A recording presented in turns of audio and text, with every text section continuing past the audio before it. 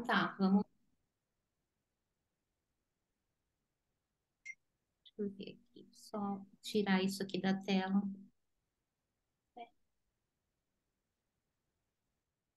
Bom, gente, eu vou falar, eu não estou conseguindo tirar esta reunião, está sendo gravada. Deixa eu ver. Agora deu. Bom, eu resolvi falar hoje sobre esquemas de mobilização de célula-tronco hematopoética, porque eu acredito que esse tema ainda não foi discutido nessa reunião de segunda-feira. Bom, nossa, agora está acontecendo que eu não estou conseguindo passar o slide. Será que era bom? Bom, foi. Mesmo com toda a inovação, né, dos tratamentos das doenças hematológicas, o transplante ainda é uma terapia que é muito utilizada, né, e vem numa crescente. A gente vê nesse slide, que é um slide atualizado de 2022, do CIBMTR, que mostra, né, que tanto o transplante alogênico como o transplante autólogo, ele vem numa crescente. Em relação aos transplantes autólogos, a gente tem como as doenças principais o mieloma múltiplo, né? As doenças dos plasmócitos e os linfomas, tanto o linfoma não Hodgkin como o linfoma de Hodgkin. Em relação à fonte celular, essa veio gradativamente sendo substituída da medula óssea para o sangue periférico, porque você tem uma tecnologia que você coleta de uma forma mais simples, né, através da férise, onde você consegue obter um grande número de células CD34 positivas que garantem uma pega medular, uma pega sustentada, né, o que faz uma enorme diferença. Então, para que a gente possa obter essas células, a gente tem que submeter, né, a célula-tronco a um processo que a gente denomina de mobilização. E o que é a mobilização? A célula-tronco, ela tem o seu habitat natural dentro do microambiente medular. Então, a quantidade que é circulante no sangue periférico, ela é bem diminuída, né? Então, por volta aí de 1%, 1,1% na medula óssea e 0,05% no sangue periférico. Então, a gente pode utilizar de técnicas, estratégias como quimioterapia ou agentes estimulantes da hematopoiese para mobilizar a célula tronco hematopoética da medula para o sangue periférico. E daí, a gente precisa, né, de algumas características para que a gente tenha sucesso nesse procedimento. Então, com o passar do tempo, esse processo ele foi melhorando cada vez mais, né? Então, a gente precisa que o método seja seguro e eficaz, que não tenha tanta toxicidade para o paciente ou doador, que não seja um método muito caro, né? Para que a gente possa colocar isso, né, ativamente em vários locais.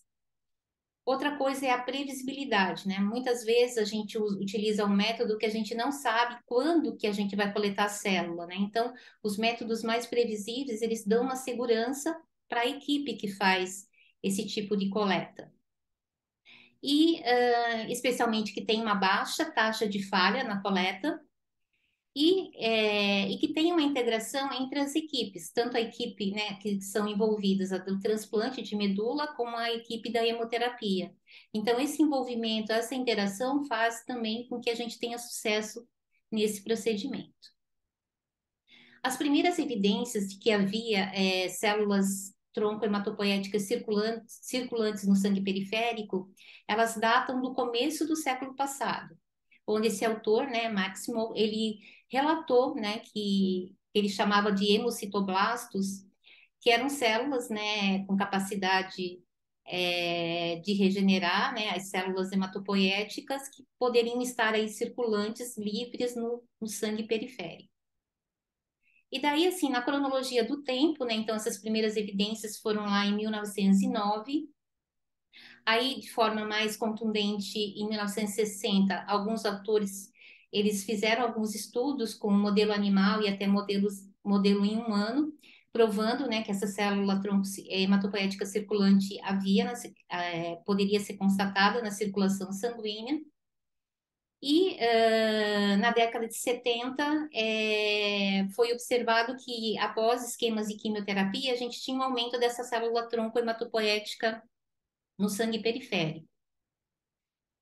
E foi exatamente na década de 80, né, com o aprimoramento das tecnologias de aférese e também com a introdução dos fatores de crescimento hematopoético, que a gente observou que foi feito o primeiro transplante autólogo, né, utilizando a célula periférica.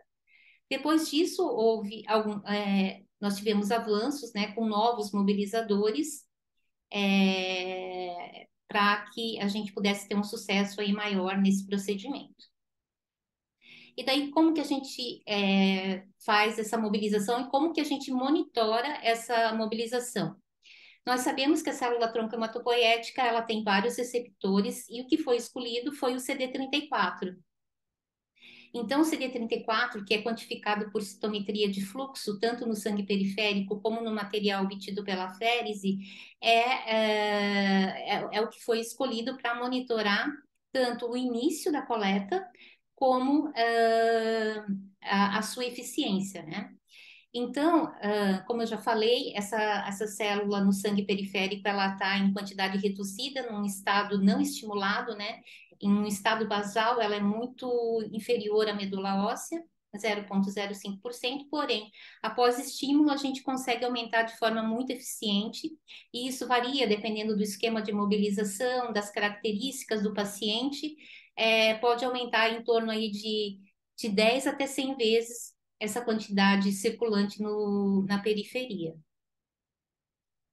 Bom, a gente tem, né, um microambiente medular, onde a célula-tronco está ali inserida nesse microambiente medular. Esse microambiente medular ele é formado de uma matriz celular e de uma matriz extracelular. A matriz extracelular ela é formada de proteínas estruturais e adesivas, né? E dentre as proteínas estruturais, a gente tem o colágeno e elastina, e as adesivas, a fibronectina e a laminina. E a matriz celular, ela é formada por células mesenquimais, como osteoblastos, adipócitos, macrófagos, células endoteliais, e a célula tronco hematopoética em si.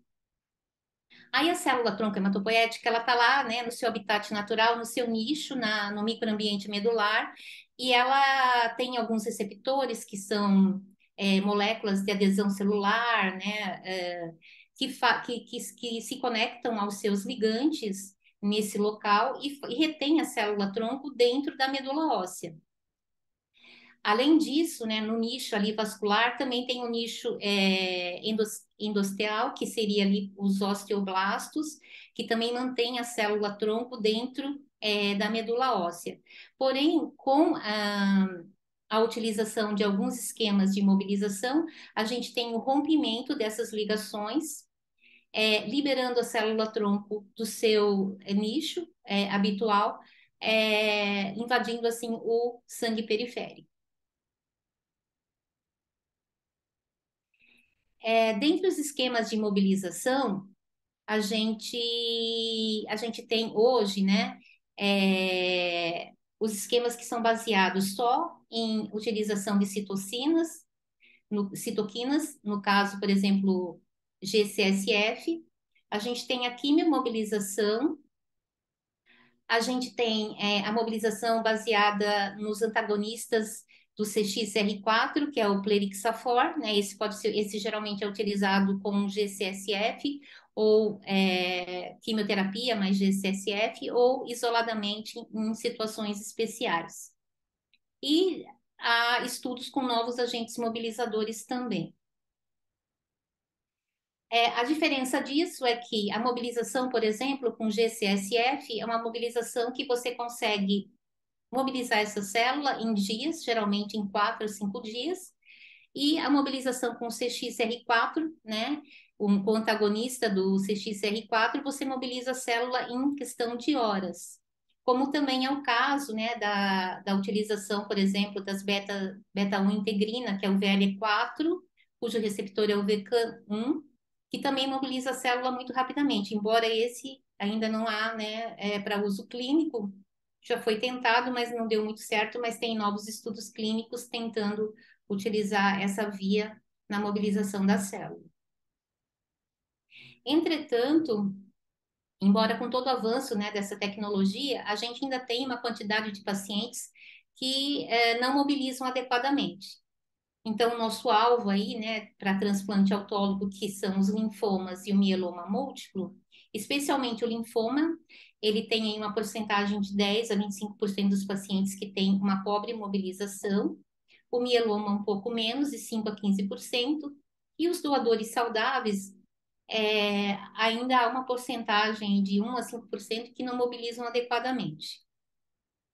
Diante disso, né, o grupo italiano de transplante de medula óssea, ele propôs alguns critérios, né, para definir qual era aquele mobilizador ruim. Então, ele considerou um pobre mobilizador provado aquele indivíduo que era incapaz, né, de coletar por aférese, em 3 aféreses consecutivas, a quantidade de 2 vezes 10 a sexta células por quilo, em 3 aféreses consecutivas. Ou mobilizar maior do que 20 células, né, ter um pico de CD34 de 20 células no início da mobilização. E ele definiu como pobre mobilizador previsto, baseado em alguns critérios. Os critérios maiores era a falha de mobilização prévia, então esse era um indivíduo que seria mais difícil de mobilizar. Aqueles que recebiam radioterapia extensa previamente, né, à mobilização, e algumas drogas, né, que a gente sabe que acabam lesando a célula-tronco, como o melfalano, a lenalidomida e a fludarabina. E alguns critérios menores, né? Os critérios menores era a presença de doença já avançada, onde o paciente tinha mais do que uma linha prévia de tratamento, doença refratária, quando havia um envolvimento mais extensivo da medula óssea, né? E idade acima de 65 anos.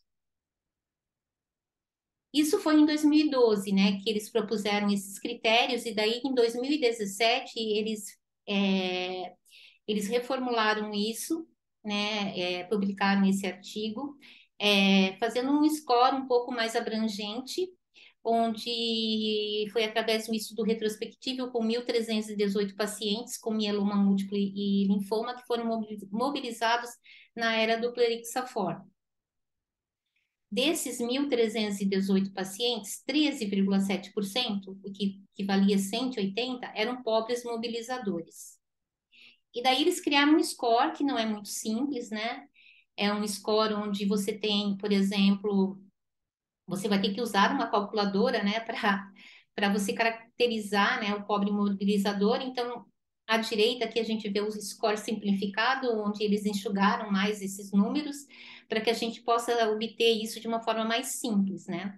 Então, foram variáveis que foram significantes estatisticamente, foi a idade, foi o diagnóstico de linfoma não Hodgkin, a infiltração de medula óssea, o número de ciclos completos de quimioterapia, algum tratamento de risco que incluísse, né, drogas como fludarabina, lenalidomida, também alguns critérios, né, de hemograma, por exemplo, a hemoglobina mais baixa, o número de leucócitos, né, ao iniciar a mobilização menor do que 5.000, plaquetas menor do que 170 mil, que é um número bom, assim, né, ao meu ver, mas que eles também consideraram. Se essa mobilização foi feita apenas com GCSF, se não foi planejado o uso, né, inicial do Plerixafor, também o paciente ganhava alguns pontos, e a falha de mobilização prévia. Mas é, eu acho que os critérios, né, do estudo anterior são mais simples e já dá para que a gente possa ter uma noção daqueles pacientes que não vão mobilizar adequadamente. Bom, eu vou falar um pouco, né, sobre os esquemas de mobilização que a gente tem atualmente. Então, o primeiro, né, é a mobilização com um fator de crescimento de granulócitos, né, que é um dos mais utilizados. O GCSF, ele leva a uma expansão neutrofílica na medula óssea, E essa expansão neutrofílica, ela libera algumas enzimas proteolíticas, que mudam, né, o gradiente ali da medula óssea, e clivam e inativam alguns receptores da célula tronco hematopoética, né, diminuindo a expressão desses receptores aos seus ligantes e fazendo com que a célula tronco hematopoética migre, né, da medula óssea para o sangue periférico, acontecendo assim a mobilização. A mobilização com GCSF ela é muito simples, né? Ela começa no D1, né? Geralmente a dose que a gente utiliza é de 10 a 16 microgramas por quilo por dia. Isso pode ser subdividido em 2 tomadas ou uma única tomada. E no quarto dia, a gente dosa o CD, deveria dosar, né, pelo menos o CD34 por citometria de fluxo. E se esse número de células no sangue periférico estiver 10 ou mais, isso varia, né, de local para local. Aqui a gente utiliza esse critério de 10 células, né? É um número pequeno, mas que a gente, às vezes, usando algumas técnicas, né, de leucoférese de grande volume, a gente acaba coletando um número. Em uma férise é muito difícil, mas em duas, às vezes, a gente consegue completar o número que é necessário.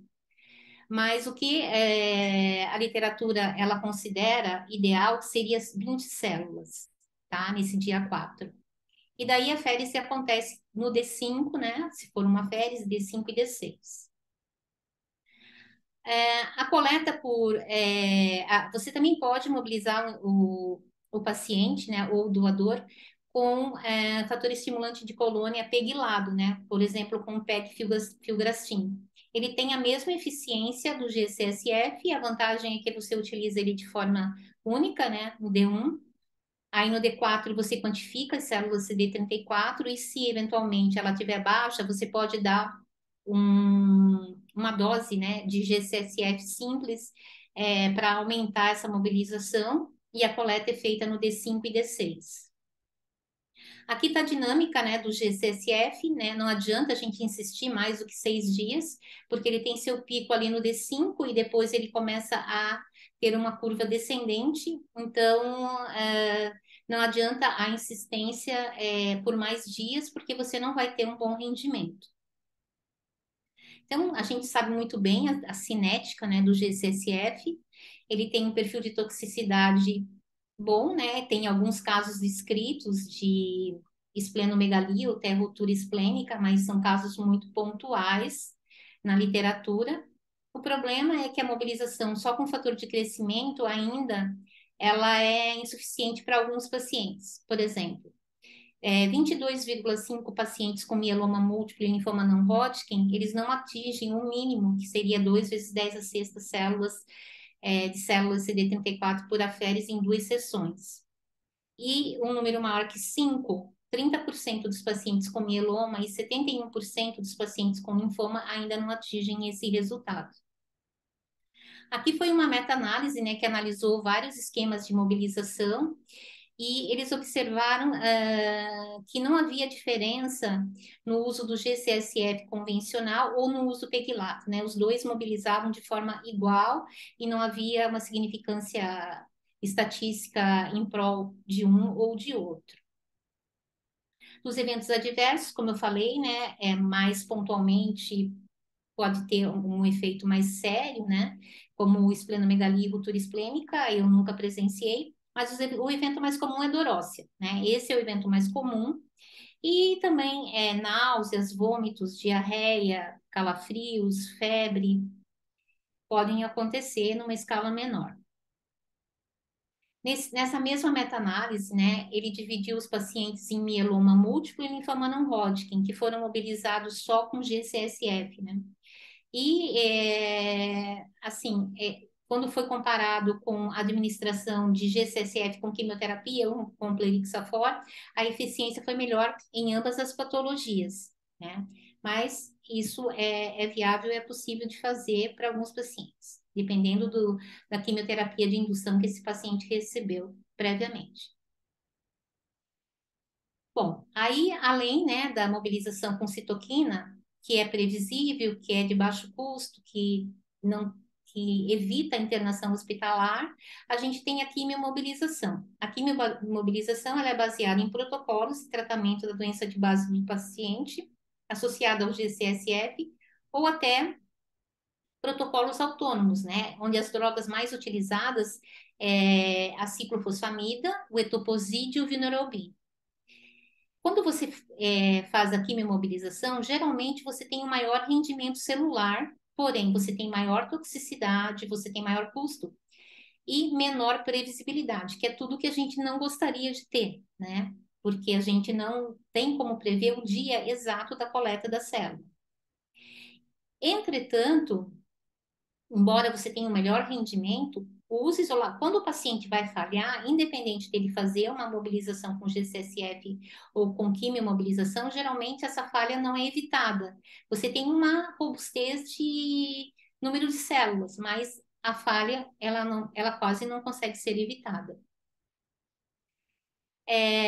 Nessa meta-análise também, eles compararam vários esquemas de mobilização e um que chama atenção, que é o que a gente utiliza, que é utilizado frequentemente aqui na Escola Paulista, é a mobilização com vinorelbine.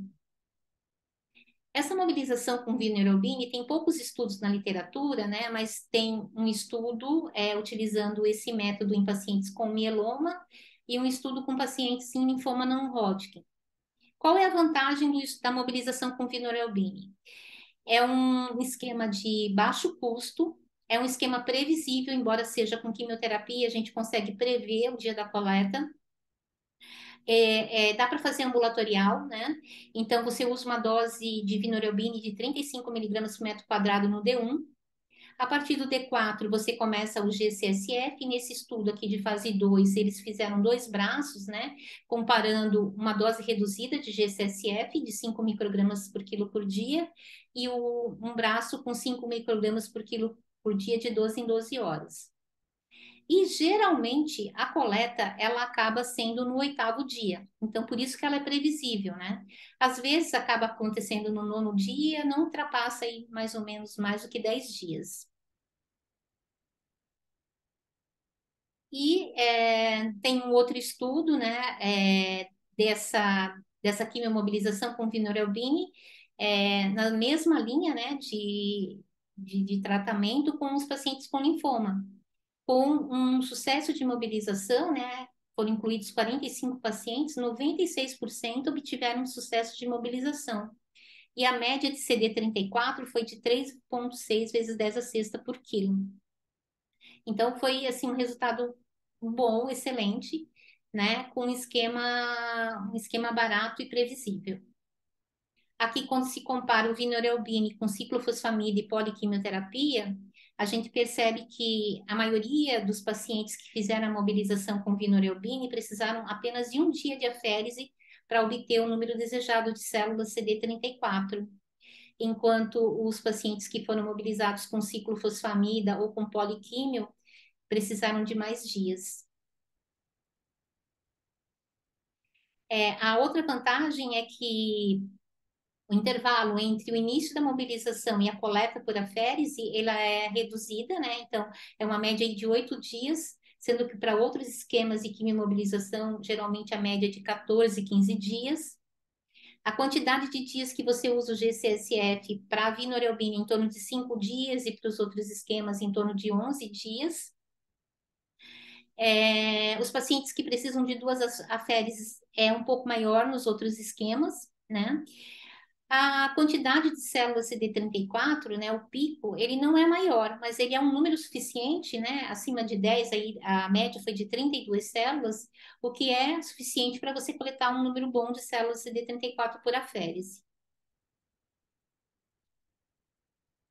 Bom, eu vou mostrar também outros esquemas de mobilização, né? Principalmente agora na era do tratamento principalmente do mieloma, quando a lenalidomida é incluída aí nos esquemas de indução. Então, esse estudo, ele é um estudo retrospectivo, com 398 pacientes mobilizados entre 2017 e 2020, comparando, né, a ciclofosfamida, e o GCSF, né, ciclofosfamida mais GCSF versus GCSF. Nesse caso, o plerixafor ele poderia ser utilizado sob demanda nos dois braços. E daí o que a gente percebe é o seguinte: no braço dos pacientes que foram mobilizados com ciclo e GCSF, a gente teve uma eficiência para coletar mais do que 2 vezes 10 a sexta células por quilo num produto de aférese, muito semelhante nos dois braços, 95% no braço da ciclo e 93% do GCSF. A diferença é que, para você coletar mais, né, mais do que 4, o braço da ciclo realmente foi superior, 94 a 68. Então, é como a gente fala, mobiliza bem, né? Quando mobiliza bem com os dois esquemas, porém, a quimiomobilização, ela oferece um número maior de células, principalmente se for fazer 2 transplantes, você tem aí uma reserva maior de células nesses pacientes. E a gente vê aqui a falha de mobilização nos dois braços, né? No braço da ciclo com GCSF foi de 5% e no braço do GCSF foi de 6,3%. A média de aférese no braço da ciclo foi de 1 dia e do GCSF foram 2 dias. Então, é mais uma questão mesmo de número de células que você obtém. E daí aqui eles colocaram, né, no gráfico da esquerda, que os pacientes que foram mobilizados com ciclo GCSF, eles precisaram do uso do plerixafor sob demanda bem menos, né, porque dá para a gente ver aqui nesse gráfico, por exemplo, que está em azul, né, ali o que corresponde ao GCSF, eles utilizaram mais plerixafor para aumentar o número de células pré-aférese, né, do que naqueles pacientes que foram mobilizados com ciclo GCSF. E outra coisa são os eventos adversos, né, porque os pacientes que são mobilizados com quimioterapia, eles têm, né, maior risco de neutropenia febril, de infecção, seja bacteriana, viral ou fúngica, eles têm mais idas ao hospital e maior tempo de hospitalização. Esse aqui é um outro estudo com baixa dose de ciclofosfamida versus dose intermediária de ciclofosfamida e GCSF, na mobilização também de pacientes com mieloma na era de novos agentes.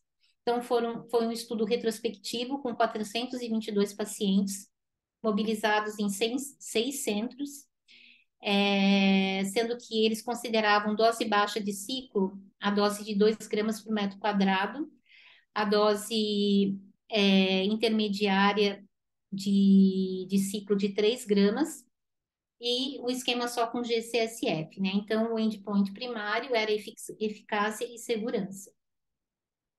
E daí, o que eles observaram? Que a taxa de falha, né, ela foi muito semelhante nos 3 grupos. Se repete, né? A quantidade de células CD34 maior do que 2 vezes 10 a sexta foi em torno de 96% também para os 3 grupos. Agora, quando você pretendia um número maior de células, maior do que 4 e maior do que 8, aí quem fez a mobilização com ciclofosfamida, seja em dose baixa ou dose intermediária, foi superior ao grupo que recebeu só GCSF. Né? Então, aí vai depender muito, né, da indicação do transplantador, o quanto ele quer de célula, se é para um transplante, para 2 transplantes, para que a gente então possa escolher o melhor esquema de mobilização. Aqui a gente pode ver, né, que o pico de células CD34 nesse estudo, ele foi mais alto para quem recebeu alta dose de ciclofosfamida, foi 92. Mas também quem fez só GCSF, teve um pico de células CD34 no sangue periférico por volta de 55 células, o que não é ruim, né? Com 55 células, a gente consegue coletar bastante célula no produto de aférese. Aqui também eu já vi fazer, né, dose intermediária de Aracê, né, comparando com o GCSF. Então, esse também é um estudo de fase 2, onde pacientes com mieloma múltiplo foram mobilizados com GCSF, exclusivamente, ou então com dose intermediária de Aracê, que era 0,4 gramas por metro quadrado, de 12 em 12 horas, nos dias 1 e 2, e associado a GCSF, 2 doses de 5 microgramas por quilo, que era iniciada no D5. Então, foram 90 pacientes, né, mais ou menos 44 em cada grupo. E daí o que eles observaram foi também que os pacientes que foram mobilizados com dose intermediária de Aracê e GCSF tiveram um rendimento melhor de células CD34 num produto de aférese, né, que é aqui o gráfico da esquerda, do lado direito do gráfico da esquerda, quando comparado ao uso exclusivo de GCSF, e eles conseguiram coletar, né, esse número de células para fazer o transplante em uma aférese, né? Então, otimizou mais aí a coleta. O pico de células CD34 também, né, no dia da primeira aférese foi maior para quem fez dose intermediária de Aracê, foi 346 versus 40. E os pacientes que conseguiram coletar mais do que 5 células vezes 10 a sexta por quilo no produto de aférese, também foi superior no grupo que fez dose intermediária de Aracê, 98% versus 70%. A mesma coisa em termos de número de coletas por aférese, né? Os pacientes que foram mobilizados com dose intermediária de Aracê fizeram uma aférese, 86% versus 41% no grupo que fez só a mobilização com GCSF.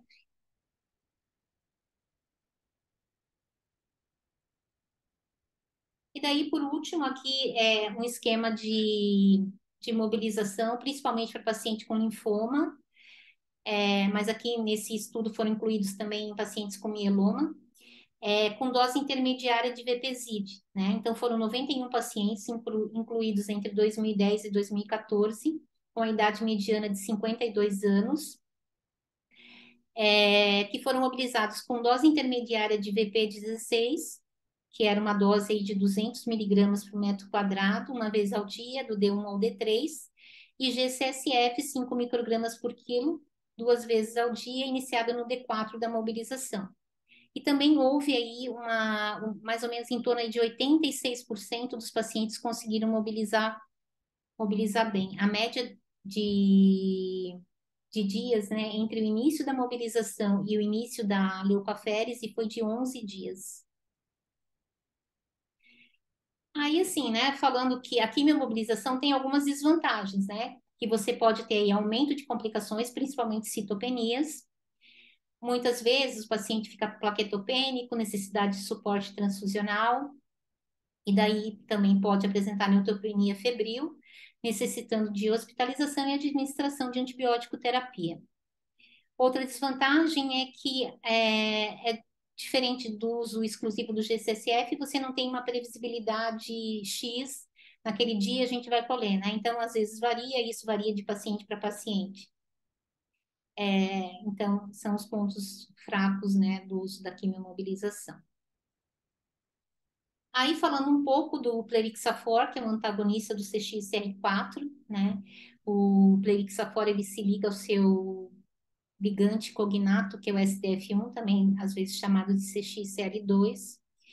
E essa ligação faz com que a célula-tronco fique, né, retida na medula óssea, porém, quando você usa um antagonista, ela é liberada para o sangue periférico. Essa medicação ela foi aprovada no Brasil em 2010 e desde então ela vem sendo utilizada aqui.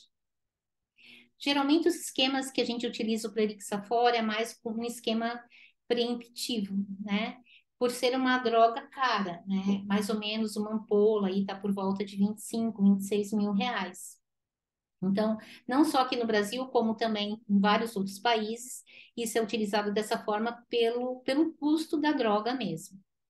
Então, geralmente ela é usada em composição com GCSF, você faz 4 dias de fator de crescimento, e você daí, então, no D4, você dosa o CD34 para citometria de fluxo, e se esse número, aí vai depender também de cada instituição, Para muitos, se for inferior a 10, para outros, se for inferior a 20, você, então, introduz o Plerixafor.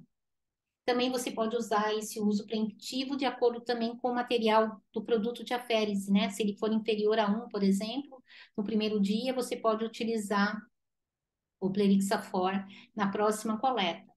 Geralmente, você utiliza, a dose é de 0,24 miligramas por quilo. Ela tem aí ela tem que ser utilizada até 11 horas, né, do início da coleta. Então, o GCSF é feito de manhã e o Plerixafor ele é feito à noite, assim, tipo 10, 11 horas da noite, né, para a coleta acontecer lá por volta de 7, 8 horas da manhã. Tem dois estudos pivotais, né, que deram que liberaram, né, o uso do Plerixafor. Um estudo foi feito em pacientes com mieloma múltiplo e outro em pacientes com linfoma não Hodgkin. Esse de linfoma não Hodgkin foram incluídos 298 pacientes. Os braços eram muito equilibrados, né? Sendo que um braço era o Plerixafor mais G-CSF e outro braço era Plerixafor mais placebo. Os pacientes recebiam G-CSF até o D4 e na noite do D4 eles recebiam ou placebo ou Plerixafor. E daí, né, observou-se que realmente o braço que utilizou o Plerixafor coletou um número muito maior de células do que o braço placebo. O pico de células CD34 no braço Plerixafor foi de 36 e o produto de aférese, a média foi de 5 vezes 10 a sexta por quilo. E no braço placebo de 13 com 1,4 células vezes 10 a sexta por quilo. Dos eventos adversos, né, os mais comuns, né, foi diarreia, náusea, eritema, né, lesões de pele e dor óssea, cefaleia também.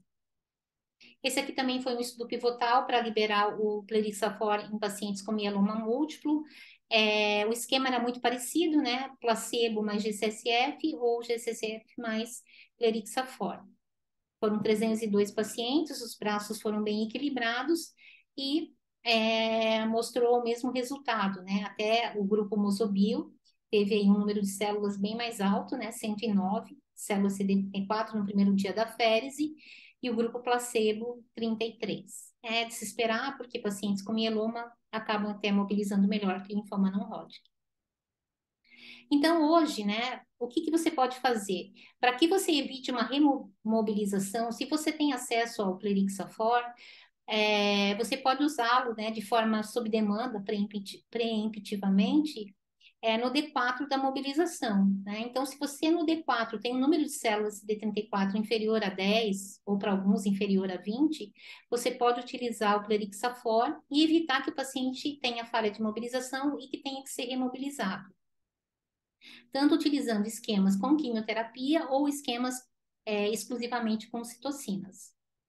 Então, geralmente é isso. Como eu falei, né? Então, você faz a dosagem do CD34 no D4 da mobilização. Se tiver mais do que 10 células, você pode, então, em alguns serviços, proceder à férise. E se tiver menos que 10, você usa o Plerixafor. Aí eu vou falar agora só de um novo mobilizador que ele foi aprovado nos Estados Unidos agora em setembro de 2023, que é o Motixafortide, tá? Ele também é um antagonista do CXR4, porém ele tem a vantagem de se ligar no receptor por um tempo maior. Então ele fica ali ligado ao receptor por um tempo maior de 48 horas, né? Então você não precisa usá-lo todos os dias, dias alternados, por exemplo. E esse medicamento ele foi então aprovado após esse clinical trial, que foi o Gênesis, que foi um estudo de fase 3, né, duplo cego, para avaliar a superioridade dessa droga em pacientes com mieloma múltiplo. Então, o desfecho primário eram pacientes que alcançavam maior do que 6 vezes 10 a sexta células CD34 em 2 aféres, e o desfecho secundário era atingir, né, esse número de células em uma aférese. E daí, então, o esquema de mobilização é muito parecido, né? Só que você não utiliza, por exemplo, no D4, era, então, aplicado o medicamento e você fazia então a coleta, e se fosse insuficiente, né, não atingisse o objetivo, que era de 6 vezes 10 a sexta células, você aplicava então no dia 6, tá? Na dose de 1,25 miligramas por quilo subcutânea e também de 10 a 14 horas antes da aféres. Foram 122 pacientes nesse estudo e os resultados foram bem superiores com o medicamento. Deixa eu voltar aqui. O que a gente vê aqui no gráfico da esquerda, né, o pico de célula CD34, que está ali em verde, no D5, é muito superior no braço que recebeu o Motixafortide, comparado só quem recebeu o G-CSF. E 88% dos pacientes conseguiram coletar numa única férise o número desejado de células. Então, é um bom mobilizador também. Dos eventos adversos, o que me chamou a atenção foi a possibilidade de uma reação anafilática com esse medicamento. Então, tem que ter um cuidado, né, de fazer uma pré-medicação, um anti-histamínico, corticoide antes da utilização desse medicamento, né? Não foram muitos eventos adversos grau 3 ou 4, mas chama atenção a possibilidade de uma reação anafilática. Aqui só para falar que diante, né, dos novos tratamentos, por exemplo, nos pacientes com mieloma múltiplo, que a gente tem, às vezes, uma certa impossibilidade de coletar um bom número de células, principalmente naqueles pacientes que foram expostos à lenalidomida, 4 ciclos ou mais. Tem alguns estudos que mostram também que a exposição do daratumumab na indução do tratamento acaba reduzindo o número de células, tá? Então, eu acredito que esse estudo aqui, que comparou os pacientes que foram induzidos com daratumumab, mas era o dara-VTD e o VTD, né, sem dara, os que não receberam dara coletaram um número maior de células e não precisaram tanto de plerixafor para obter um número ideal de células CD34 no produto de aférese. De qualquer forma, eu acredito que a gente tem que ter uma atenção especial, principalmente nos esquemas de indução que usa o DARA associado à lenalidomida, né? Que a gente vai ter aí um pouco mais de dificuldade de mobilizar esses pacientes. Aí, para finalizar, eu só queria falar dos doadores halogênicos hoje a gente está, né, numa crescente aí nos transplantes de pacientes com anemia falciforme. Geralmente, a fonte celular utilizada no transplante de paciente com anemia falciforme é a medula óssea, por conta de GVHD, né? Mas, assim, a gente encontra na literatura muitos relatos de transplante utilizando célula periférica, né? E a nossa legislação, né, que foi aqui de 7 de fevereiro de 2018, ela contraindica, tá, o uso de célula mobilizada, né, de célula periférica em doadores com traço falciforme, tá? Então, isso acaba restringindo um pouco aqui no Brasil, né, a mobilização desses prováveis doadores com traço falciforme, embora com esses novos mobilizadores, né, a gente poderia utilizar por conta de risco de complicações, né, vasoclusivas, ou até podendo induzir a complicações maiores de óbito desses doadores, o que isso não é validado na literatura, né? Então, tem poucos estudos na literatura falando de mobilização de doadores com traço falciforme, tá? Eu encontrei 4, e todos esses, eles falam sobre a segurança de coletar célula progenitora nos doadores com traço falciforme, né? Tem até uma carta ao editor aqui de 2019 da Revista Brasileira, da BHH, mostrando, né, que é seguro, tá? E, por fim, né, hoje em dia a gente tem a terapia gênica, né, que é utilizada nesses pacientes com anemia falciforme, e daí sim, a gente, para mobilizar esses pacientes e coletar a célula, seria bem mais complicado, né, por conta de risco realmente importante. no uso do G-CSF. Então, aqui tem um estudo com um número muito pequeno de pacientes, foram 6 pacientes, que foram imobilizados exclusivamente com plerixafor, né? O plerixafor, ele acaba funcionando mais na associação do G-CSF com o plerixafor, mas ele também funciona de forma isolada. Então, esses pacientes com anemia falciforme, eles foram previamente tratados, né? Então, eles reduziram a hemoglobina S antes da mobilização para valores abaixo de 30%, e eles pararam de usar a hidroxiureia 14 dias antes da mobilização. E esse estudo, ele também estudou o escalonamento de dose, né? Geralmente, o plerixafor é uma dose de 24 microgramas por quilo, né? Então, aqui eles fizeram um escalonamento de 180 e de 200, 3 pacientes receberam a dose de 180 e 3 pacientes de 240. E daí o que eles verificaram é que esses pacientes tinham um pico, né, de CD34, assim, até um pouco mais rápido do que um doador voluntário normal, um doador normal. Geralmente, ali com 4 horas, havia o pico do CD34. Então, as coletas foram adiantadas por aférese, né, que começavam com 6 horas para mais cedo. E os pacientes que receberam a dose maior de plerixafor, né, a dose habitual de 240 microgramas por quilo, tiveram um rendimento melhor. Quando a gente vê o número de células CD34 no dia da férise, todos tiveram um bom rendimento. Porém, lendo o artigo, né, a gente vê que tem uma característica importante, porque quando eles fizeram a coleta com a Spectra Probe, e a Spectra Probe, ela recomenda a coleta, a interface, né, de coleta entre 1 e 3%, para que você tenha uma camada de separação das células linfomononucleares. Então, os 2 primeiros pacientes foram feitos dessa forma. E daí eles observaram que se você usa uma interface maior de 12%, você consegue obter um número maior de células para esses pacientes. Então, tem algumas características, né, no paciente com anemia falciforme que diferem um pouco da população geral.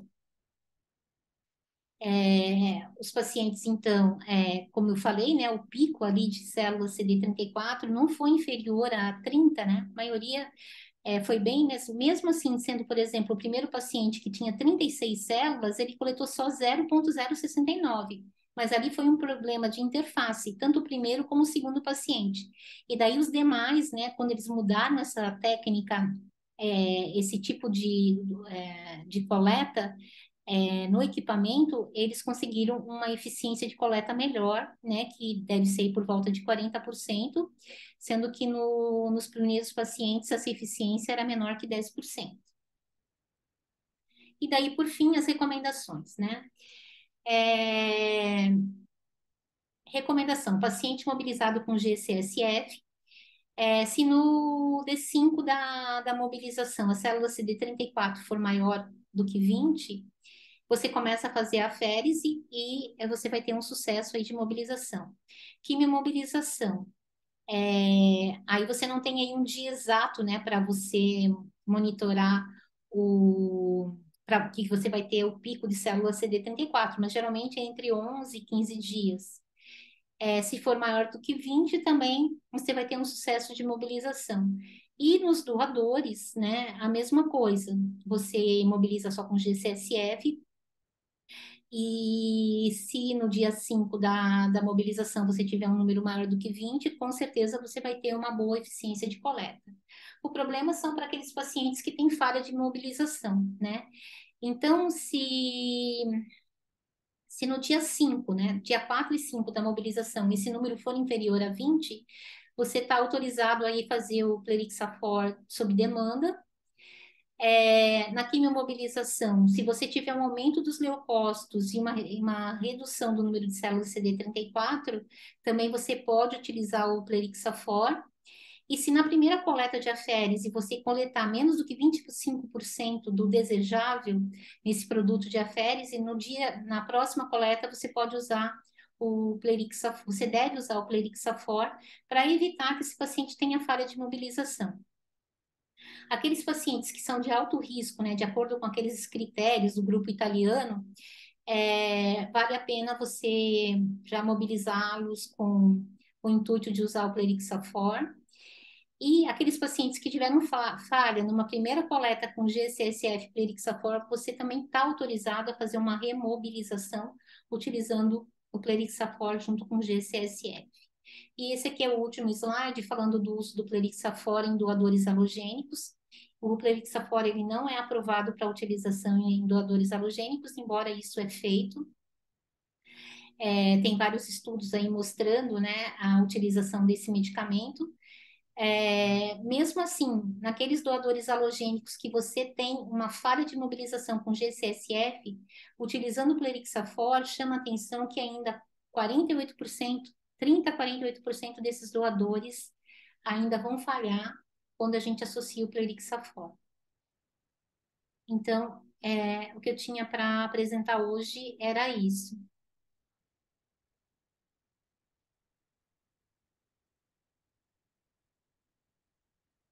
Ótimo, Karen. Obrigado. Excelente aula, super clara, né?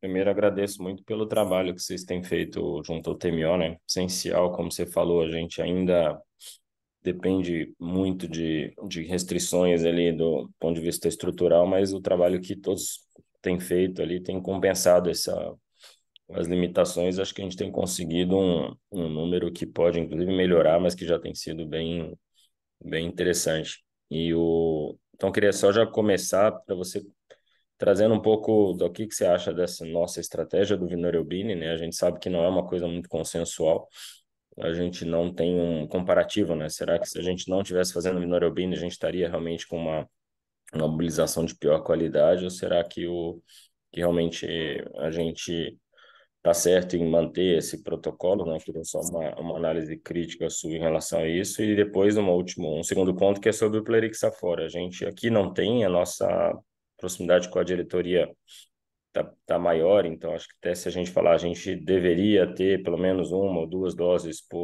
sei lá, por bimestre, algo assim, mais ou menos como o HC faz. Você acha que é interessante ou no fundo, talvez não valha o custo, né? Que a gente sabe que um Plerixafor é quase o preço de um transplante no SUS, né? Então, queria que você comentasse essas duas coisas.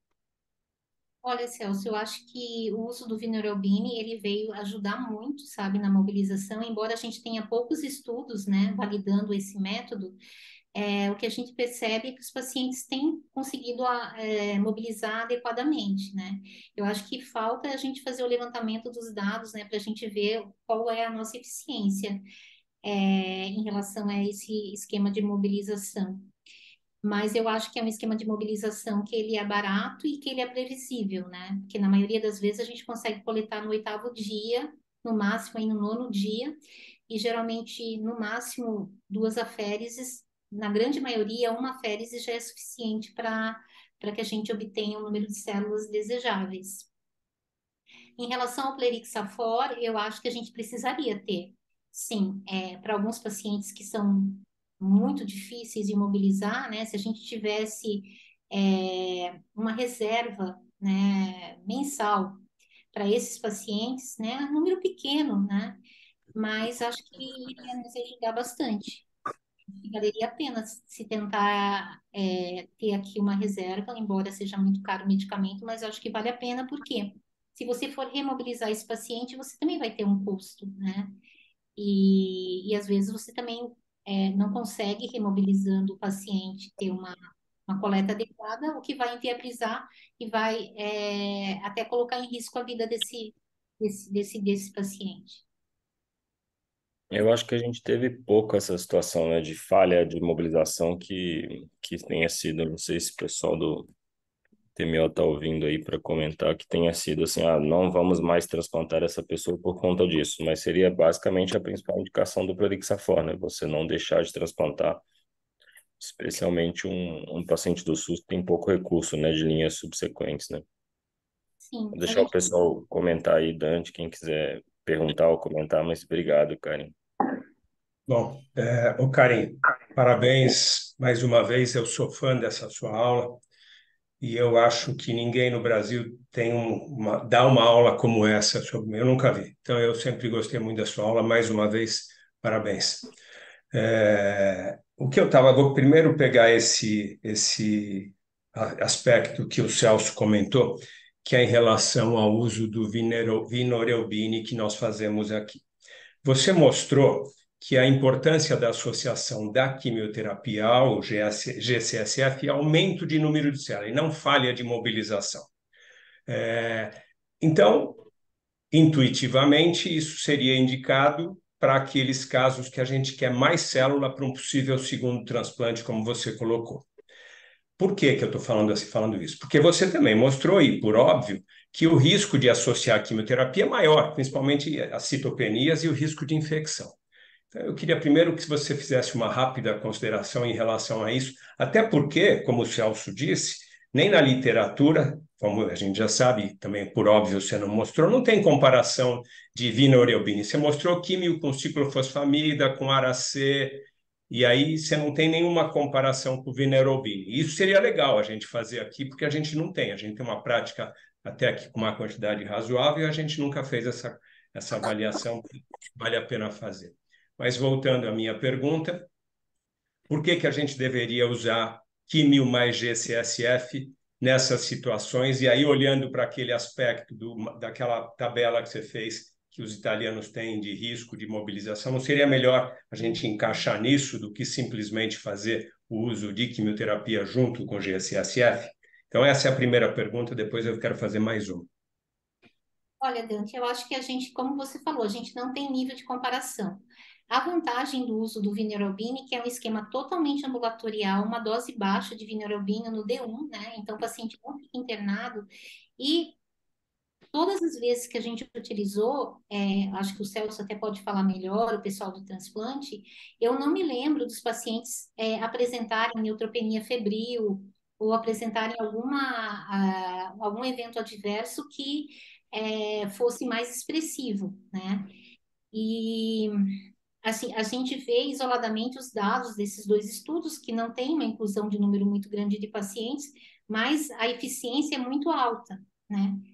Principalmente pacientes, por exemplo, os estudos, tem mais estudos em mieloma múltiplo, tem um estudo muito pequeno em linfoma não Hodgkin, mas eu acho que a vantagem desse esquema é que é uma dose de químio baixa, que não induz a citopenias e que tem poucos eventos adversos e que faz com que a gente consiga coletar um número bom de células com pouca falha. E é Obrigado. A totalmente segunda pergunta é rápida. Desculpa. A segunda pergunta é rápida. Aliás, eu vou fazer duas ao mesmo tempo. Primeira é a seguinte: a gente tem aí como mal mobilizador na literatura menos que 20 células. E eu sempre fiz, desde o tempo da Santa Casa, com 10 a gente colhia, o Celso tem experiência com os pacientes, e eu queria saber a tua opinião. Você acha que. Porque a gente coloca com 10 na máquina.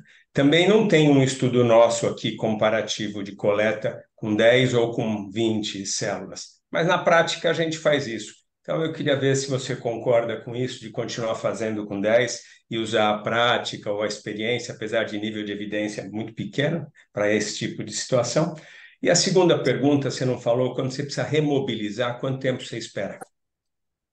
certo. Ó, com 10 células, a gente faz aqui com 10 células, tá? Com 10 células, a gente não consegue coletar, na maioria das vezes, né?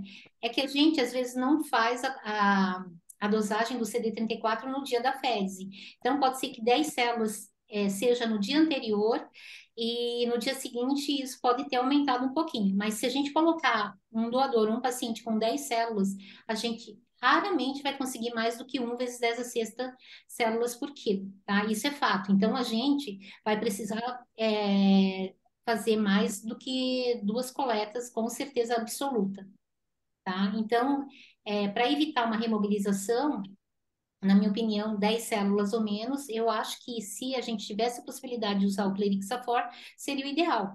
Porque a gente utiliza algumas técnicas da férise, que seria a férise de grande volume, onde você processa mais do que 3 volemias, mesmo assim, processando às vezes 5, 6 rolemias sanguíneas do paciente ou doadoras, é difícil conseguir mais do que 1,5, o que não é suficiente para realizar um transplante. E a remobilização geralmente aí tem um período de 2 semanas, que é preconizado para você remobilizar o paciente, e a espera que é preconizada é de 2 semanas. Ô Dante, se você terminou, eu queria fazer um comentário também, parabenizar a Karen pela aula também, viu, Karen? Muito boa aula. Eu queria um comentário no seguinte sentido. Primeiro, eu entrei numa área que não estava pegando bem, eu perdi. O Clerixafor nós temos tido oportunidade de usar na escola ou não? O SUS ainda não libera, né? Não. Não. Ele Tá. custa quase, quer dizer, custa o Sim, quê? Uns 20 mil reais, né? Então, acho é, que quando a gente tá. pensa no orçamento ou SUS, também é difícil encaixar, né? Certo. Agora, em relação a esses esquemas de mobilização falhar tanto em não Hodgkin, e classicamente a gente sempre ouviu falar no mieloma, Karen, é, esse é curioso, porque a não mobilização seria por infiltração medular ou por alteração do microambiente da medula? Porque eu esperaria, se fosse esse o caso, muito mais problema nos linfomas de Hodgkin, né, que muitas vezes tem fibrose medular, assim por diante.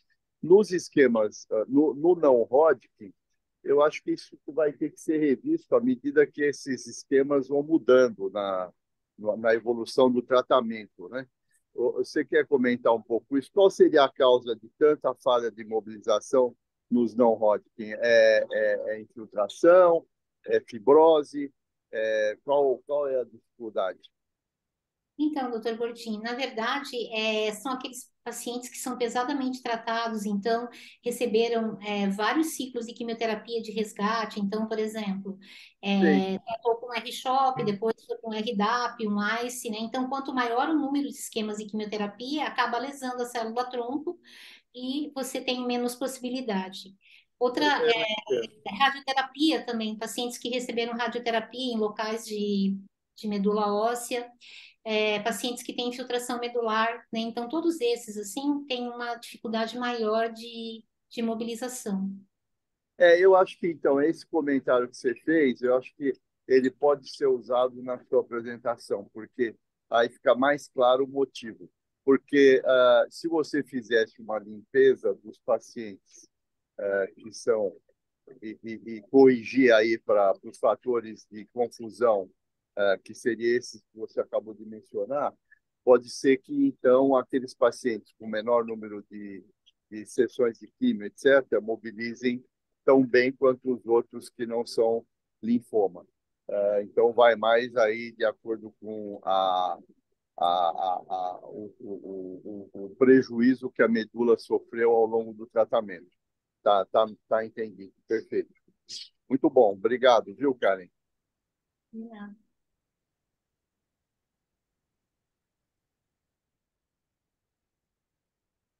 Bom Excelente. dia, é o Caio aqui. Só para finalizar aqui, representando a equipe do Caio. TMO, Uhum. obrigado pela aula, excelente aula, doutora Karen.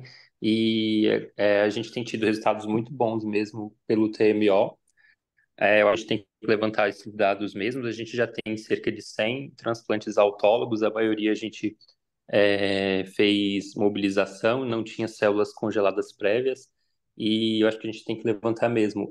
Alguns casos a gente tem tentado o GCSF sozinho e às vezes tem falha, e aí numa segunda tentativa a gente tem tentado com a químio, o nosso maior uso tem sido o Vinorelbine mesmo. A gente já fez mais de 40, eu acho que é um bom momento para a gente levantar esses dados, né?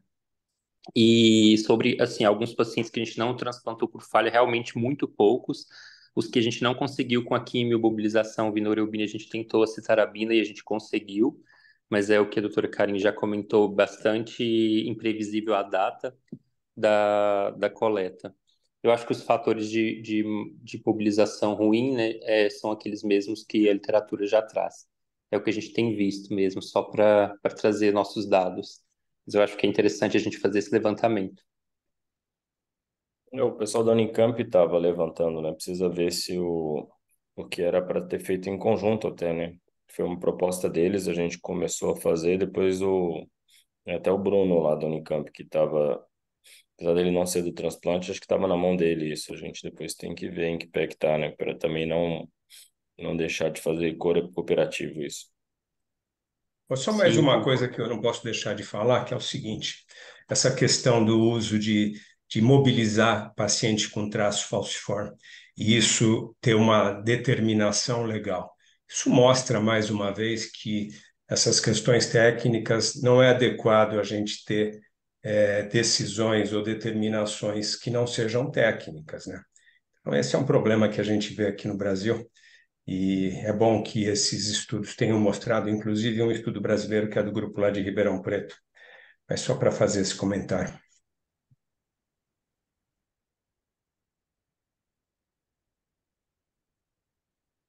é isso, né? Você tem aula agora também, né, Dante, da hemoterapia, vocês? Exato. Obrigado, Karen, obrigado a todos aí, boa semana e bom trabalho. Parabéns mais uma vez, cara. Boa semana. Obrigado. Bom congresso a todos aí. A todos nós.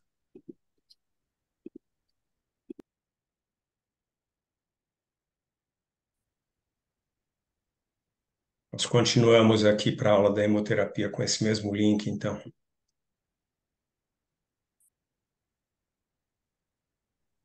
Vou compartilhar aqui a tela, professor. Obrigado, Eduardo.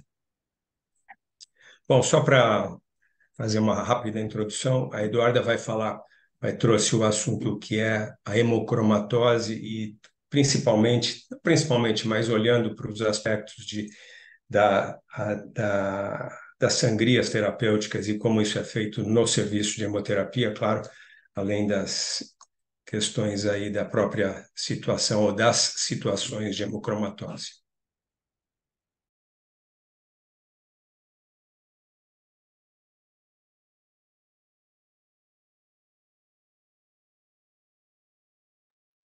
Tá aparecendo aí, professor?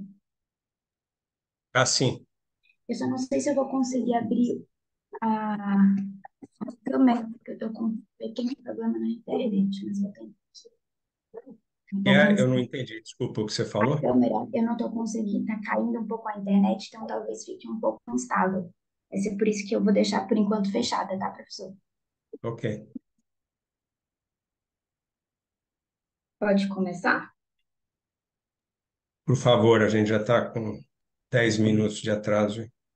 Então, como todo mundo já sabe, meu nome é Maria Eduarda, sou residente que está rodando agora no setor da hemoterapia e hoje a aula a gente vai falar um pouco sobre hemocromatose, como o Dr. Dante já falou, com enfoque na parte da sangria.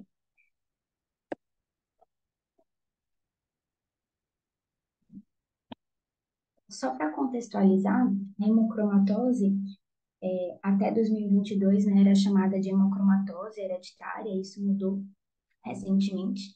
É uma doença genética, na grande maioria das vezes, autossômica recessiva, e daí o motivo de ter se tirado a hereditária do nome por conta dessa redundância, que cursa com aumento inapropriado da absorção intestinal, levando a um acúmulo de ferro e consequente fibrose e insuficiência funcional de certos órgãos, a destacar principalmente fígado, coração e órgãos endócrinos, principalmente o pâncreas, né?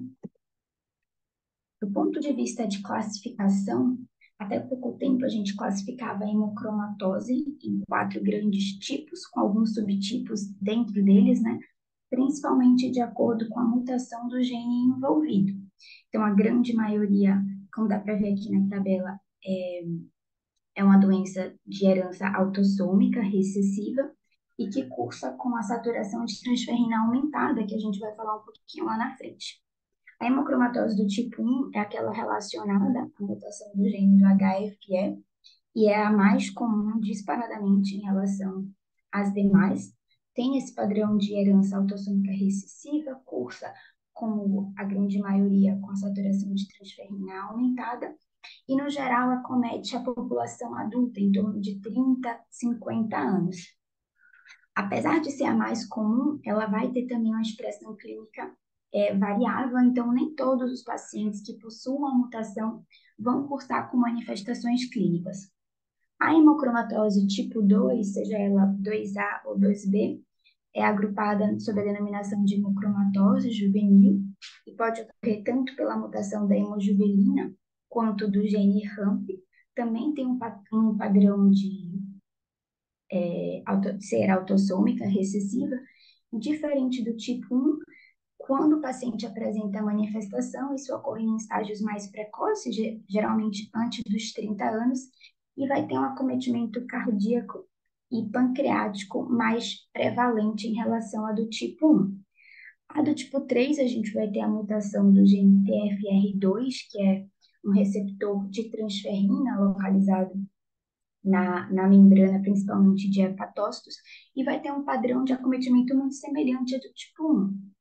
Já do tipo 4, seja ele 4A ou 4B, aqui a gente tem uma fisiopatologia um pouco diferente das demais, porque os genes envolvidos, os genes mutados nesse acometimento, seja ele o SLC40A1 no cromossomo 2 ou não, ele vai ser um gene relacionado à ferroportina, enquanto nas outras apresentações o grande problema vai estar nos mecanismos de sinalização da epsidina.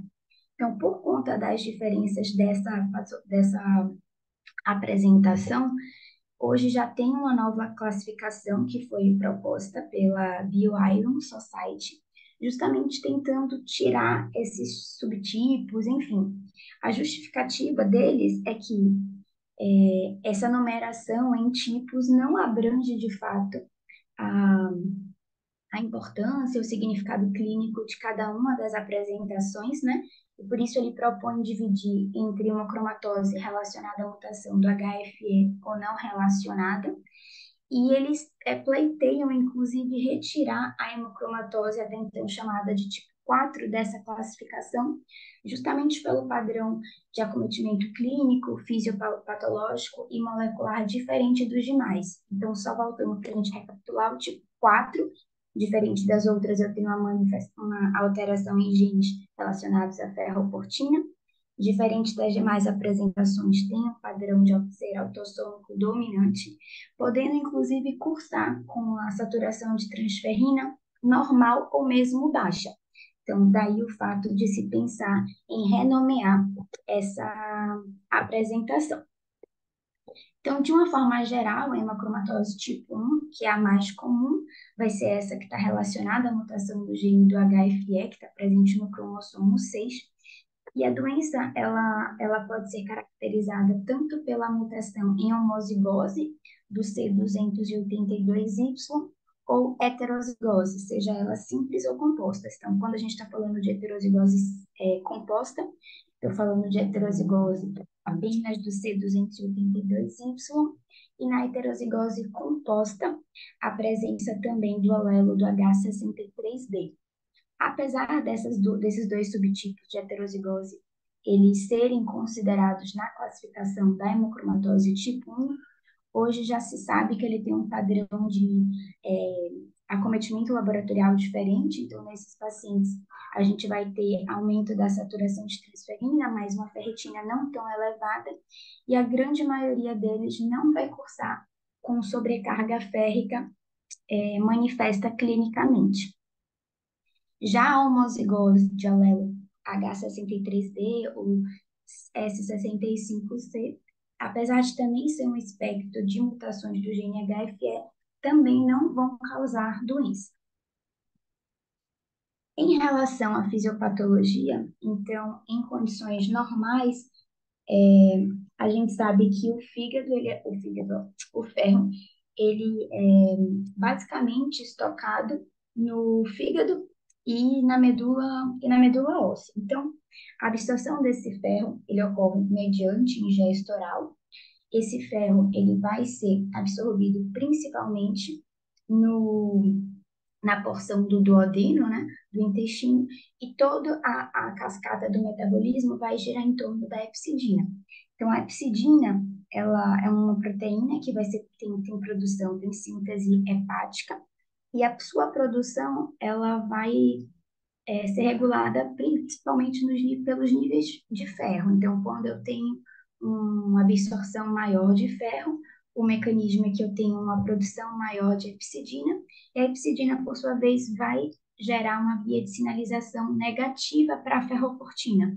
Então, vai atuar a partir de um mecanismo de feedback negativo ou down regulation, impedindo que haja uma absorção maior de ferro quando eu já tenho um estoque suficiente.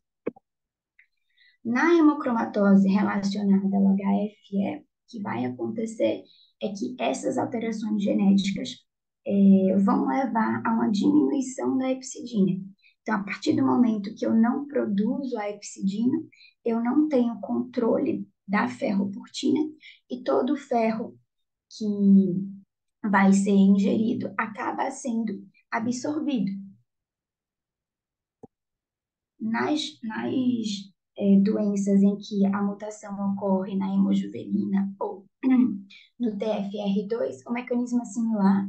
Eu tenho também uma redução da epsidina, perco o mecanismo de feedback negativo com a ferroportina e perco também a absorção que ocorreria pelo hepatócito desse ferro a partir do momento que eu bloqueio os receptores de absorção controlados por proteínas codificadas por esses genes.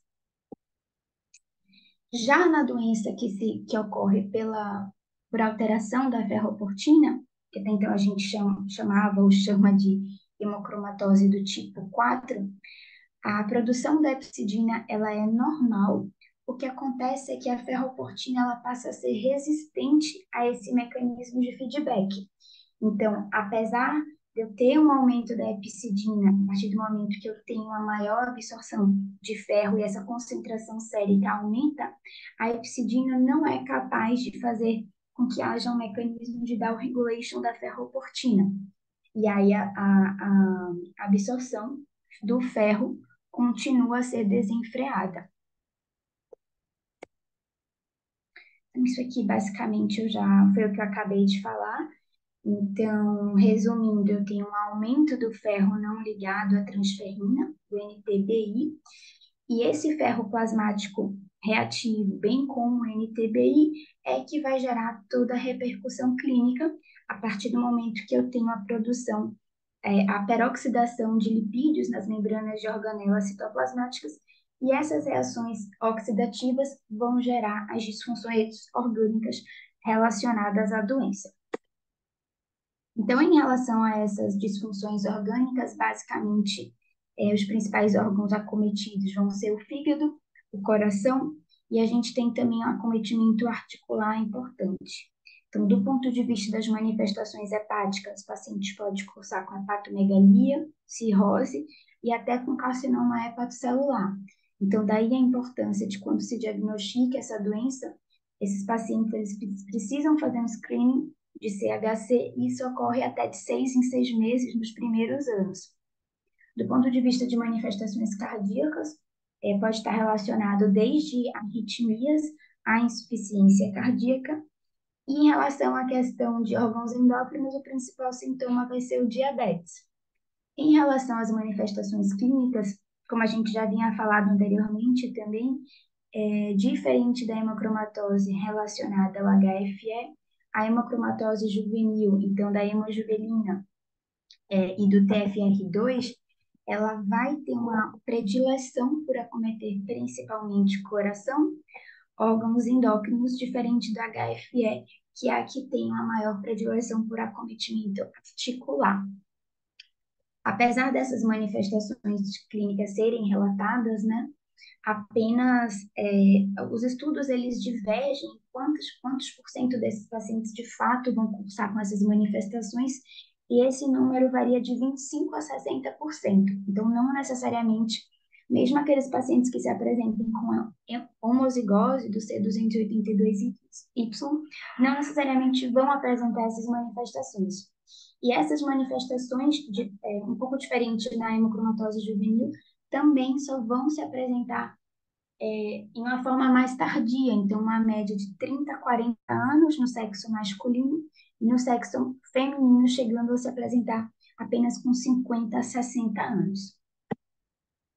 Então aqui mostrando o melanoderma, e o acometimento cardíaco, principalmente na perspectiva de insuficiência cardíaca restritiva. O diagnóstico da hemocromatose, ele vai se basear num tripé que envolve as manifestações clínicas, mas aqui eu ponho um asterisco justamente para frisar que nem todo paciente vai cursar com as manifestações, e essas manifestações podem ser tardias, o envolvimento laboratorial e os testes genéticos.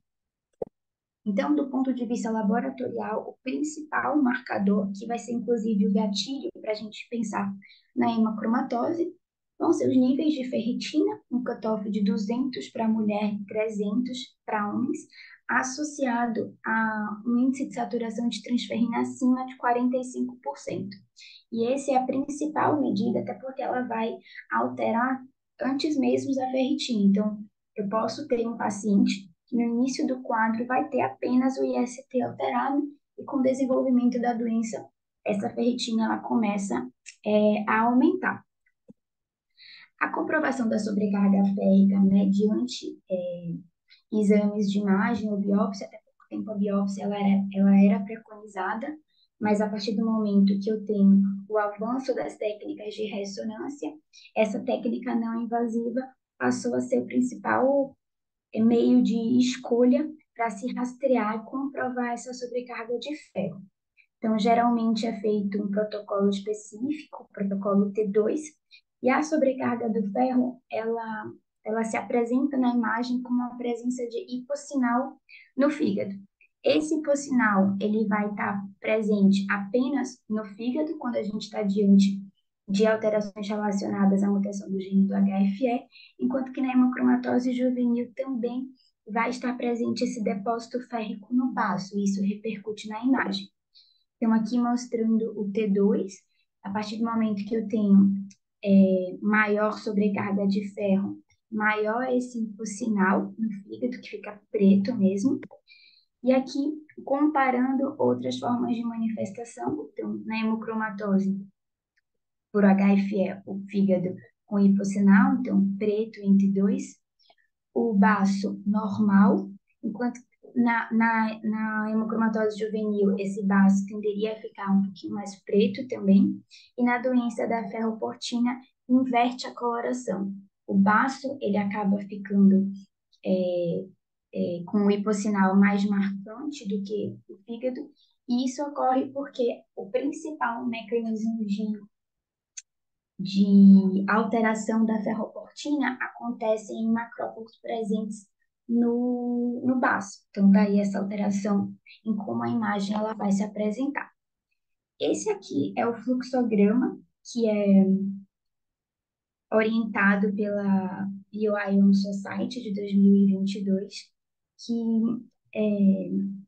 indica, né, o rastreio ou mesmo a pesquisa da hemocromatose quando a gente está diante de um paciente que se apresente com o índice de saturação de transferrina acima de 45%, associado à alteração da ferritina, com ou sem sintomas relacionados à sobrecarga férrica. Do mesmo modo, eles indicam também o rastreio da hemocromatose quando a gente está diante de um paciente que, apesar de não ter sintoma nenhum, tem parentes de primeiro grau com esse diagnóstico. Só que antes de proceder com o fluxograma, a gente tem que ter cuidado para outras situações que podem falsear, inclusive cursar com a hiperferritinemia ou mesmo aumentar o índice de saturação de transferrina e não necessariamente ser uma hemocromatose propriamente dita. Então, antes de voltar para o fluxograma, lembrar sempre de ter em mente as transfusões crônicas como causador de aumento de ferritina, ou mesmo a hematopoiese extramedular, que a gente vê principalmente nas talassemias, na SLD, na esferocitose. Lembrar que alterações como síndrome metabólica, alcoolismo, vão cursar com hiperferritinemia, e isso não pode ser um gatilho para a gente sair investigando todo mundo como hemocromatose, e outras patologias que também vão causar sobrecarga de ferro, mas bem menos comuns do que a hemocromatose, como a atransferrinemia e a ceruloplasminemia.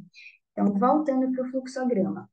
Como se notou uma associação bem forte entre hemocromatose em pacientes que se apresentam com essas alterações laboratoriais e têm alguma herança, principalmente caucasiana, europeia, o fluxograma ele já indica a pesquisa, os testes genéticos, mesmo antes de se avaliar a sobrecarga férrica por meio de imagem. Então, chega um paciente branco, origem, descendência europeia, que tem o índice de saturação aumentado, ferritina aumentada, já proceder com a pesquisa do HFE. Na presença dessa alteração genética em homozigose, a gente está diante da hemocromatose tipo 1, mas se eu não tenho a homozigose ou mesmo não tenho a alteração genética, proceder com a avaliação da sobrecarga férrica, principalmente através da ressonância em T2. Se eu comprovo que eu tenho, apesar de não ter mutação do gene HFE, uma sobrecarga férrica nesses exames de imagem com um perfil laboratorial típico, referenciar esses pacientes para que seja pesquisado essas outras alterações genéticas, que a gente sabe que não é todo centro que faz, exigem técnicas diferenciadas e, enfim, um custo mais elevado. Esse é um fluxograma que basicamente fala o que o outro já havia falado, mas esmiuçando cada forma de apresentação. Então, de maneira mais resumida, se eu estou diante de uma saturação de transferrina na ferritina normal, não tem por que pesquisar hemocromatose, já que isso é a primeira coisa e o básico que vai se alterar nessa doença. Na vigência de uma saturação de transferrina aumentada com a ferritina normal, lembrar que a saturação de transferrina é a primeira coisa que altera, então eu posso estar diante de um paciente no início da manifestação, ele sendo branco de herança caucasiana, proceder com um teste genético. Caso não, você pode esperar até que haja um aumento da ferritina e isso justifique uma investigação mais aprofundada. Aqui embaixo, na avaliação genética, ele reforça aquilo que a gente já havia falado no início da aula, que a homozigose do C282Y é o que de fato vai estar relacionado com a repercussão clínica, enquanto que a heterozigose composta, simples ou a ausência da mutação exclui a necessidade de se proceder a outros testes e a hemocromatose está excluída. Agora, se eu tenho uma transferrina, uma saturação de transferrina e uma ferritina aumentadas em um indivíduo que não tem a homozigose detectada, como a gente viu que ela por si só não justifica as manifestações clínicas, o que se sabe é que na vigência da heterozigose é sempre importante a gente pesquisar se eu não tenho uma concomitância de alguma outra alteração genética ou mesmo outros fatores. Então, eu posso estar diante de um paciente que possa ter uma predisposição em hemocromatose e é alcoolista ou que tem uma síndrome metabólica em atividade. Daí, isso é importante proceder com os exames de imagem para se avaliar a sobrecarga férrica e, com isso, dividir nos subtipos da hemocromatose. Passando agora para o tratamento, né? Então, até hoje, o principal tratamento de escolha é a sangria, a flebotomia terapêutica, e esse procedimento ele vai ser dividido em duas etapas, uma etapa de indução e uma etapa de manutenção. O que se preconiza é que essa etapa de indução ela ocorra com uma frequência semanal, então está indicada para indivíduos que têm uma ferritina acima de 300 ou 200 no caso das mulheres, com uma retirada de 400 a 500 ml de sangue semanalmente, objetivando uma ferritina em torno de 50 a 100. O grande limitante aqui é avaliar se esses pacientes não vão estar incorrendo em anemia, né, na vigência desse tratamento, que aí seria uma indicação de a gente tentar aumentar o intervalo entre uma sangria e outra. Então, ao invés de semanal, passar a cada 2 semanas, enfim. A partir do momento que eu chego a essa ferritina em torno de 50 a 100, vai se dar início à terapia de manutenção, que é justamente para evitar que esses níveis de ferro aumentem ao longo do ano. Então, o que é preconizado é indicar pelo menos 2 a 4 sangrias ao ano. E aqui, diferentemente da fase de indução, em que o nível de ferritina era o mais importante, o IST passa a ser o alvo aqui. Então, na fase de manutenção, o alvo deixa de ser a ferritina e passa a ser o índice de saturação de transferrina.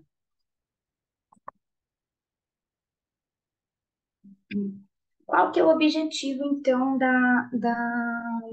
da sangria?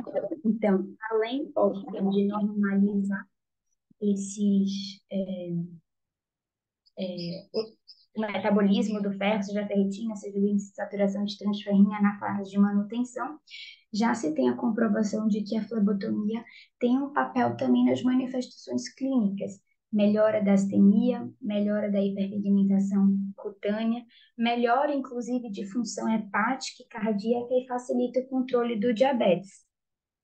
Pacientes que já têm a cirrose estabelecida, uma insuficiência cardíaca também já de pior prognóstico, isso se torna menos importante, mas comprovadamente se sabe que evita a progressão para uma cirrose, por exemplo. Alguns estudos tentaram avaliar se, além da flebotomia, existiria espaço para algumas outras estratégias nesse tratamento da hemocromatose, a exemplo da eritrocitoaférese. Então, esse estudo foi um estudo randomizado de 2016 que comparou a flebotomia e a eritrocitoaférese no tratamento de manutenção. Então, os pacientes inicialmente eram submetidos a sangria até na fase de indução, e uma vez que eles obtinham a ferritina em torno de 50 a 100, se comparou o tratamento de manutenção com sangria ou eritrocitoaférese. O N é baixo, né, um N de 46 pacientes, mas apesar disso não mostrou diferença estatisticamente significativa em relação a esses dois braços. E como a eritrocitoaférese eu tenho um custo maior, preciso de mais pessoa, enfim, acaba que a flebotomia continua a ser o tratamento principal. Esse outro estudo, ele visa comparar o uso do quelante de ferro para o tratamento adjuvante desses pacientes com hemocromatose. Então, foi um estudo publicado em 2003. Esse outro estudo aqui, diferente, um estudo de fase 2, publicado pela revista da Hepatology, ambos tentando avaliar o papel do quelante de ferro no tratamento da sobrecarga férrica. Os critérios de inclusão desse estudo, então, eu só estava diante de pacientes homozigotos, mas é o que faz sentido, já que são eles que vão ter repercussão clínica dessa sobrecarga, que mantinham níveis séricos elevados, então, muito além do necessário para o diagnóstico, e sem história conhecida de cirrose, porque a gente viu que na presença de cirrose, eu não consigo reverter essa lesão já estabelecida. Dentre os eventos adversos mais comuns, ocorreram os que a gente já sabe que estão relacionados aos quelantes de ferro, então diarreia, dor de cabeça, náusea, e em todas as coortes que foram analisadas, a mediana de ferritina chegou a diminuir abaixo de 250 nesses pacientes que fizeram uso do quelante. Então, hoje já se estipulou uma dose de deferazirox que pode girar em torno de 5 a 15 miligramas quilo dia, conforme tolerância desses pacientes, objetivando pelo menos uma dose mínima de 10 miligramas quilo dia. Então, o deferazirox, que foi o estudo que foi esse fase 2, né, da hepatology, hoje já é aceito como um tratamento de segunda linha, mas não é suficiente para substituir a flebotomia. Então, atualmente, ele configura um tratamento de segunda linha, principalmente para aqueles pacientes que não toleram a flebotomia, os pacientes que cursam com anemia na vigência de sangria, né? Ou que tem alguma outra indicação para uso concomitante do ferro. do quelante de ferro. Fora isso, é importante destacar que a hemocromatose, apesar de ter esse...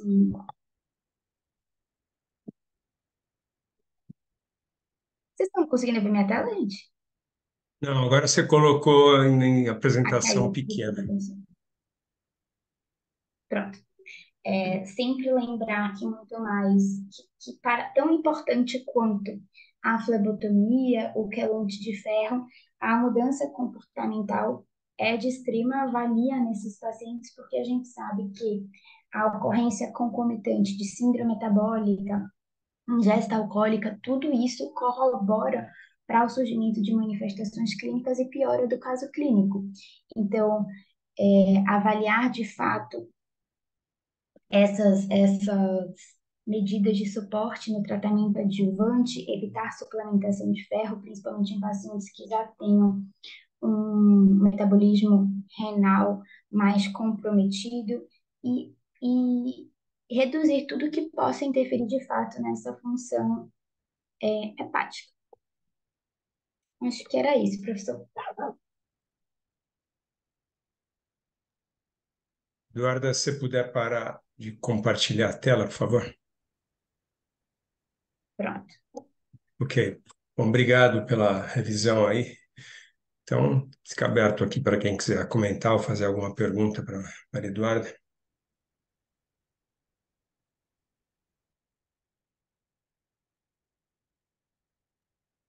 Ninguém tem nenhuma dúvida?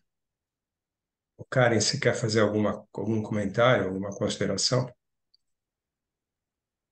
Queria perguntar para Maria Eduarda, você falou que depois que você atinge o alvo, né, da ferritina, no tratamento de indução, você monitora os pacientes com índice de saturação, Uhum. né? E daí, então, eles não consideram nenhuma importância em relação à ferritina?